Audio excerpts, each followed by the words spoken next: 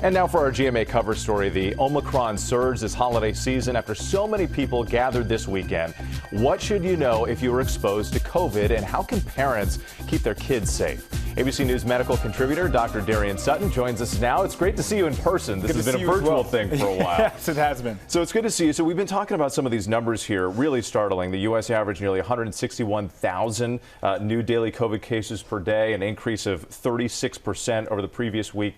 If you find out that you were exposed to the virus over the holiday, what should you do? Great question. So after exposure, you should get tested about 5 to 7 days after the day of exposure. And the reason being is that that's about how much time it takes for the virus to increase in the body and turn a test positive. Now, what you do depends on your vaccination status. So if you're vaccinated, you don't need to quarantine, but you should probably be wearing a mask, especially during these times of high viral transmission. And if you're not vaccinated, your risk of infection is so much higher. So you should be quarantining and separating yourself away from the public for the full 14 days. And as we've seen, finding a test is difficult, and there are different types of tests. So explain the difference between the PCR test, the antigen test, and which test might be better in certain situations. Great question again. So after exposure, the most accurate test to use is a PCR test. We do have antigen tests available, but it's important to know that those are most accurate in symptomatic patients in the first couple of days of infection.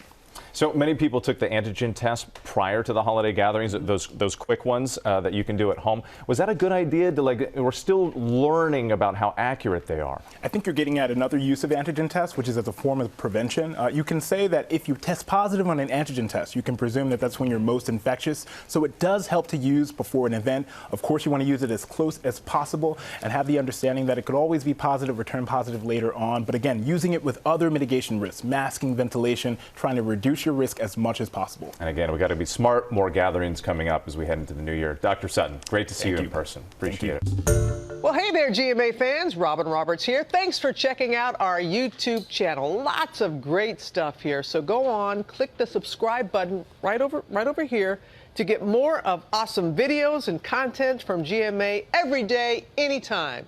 We thank you for watching, and we'll see you in the morning on GMA.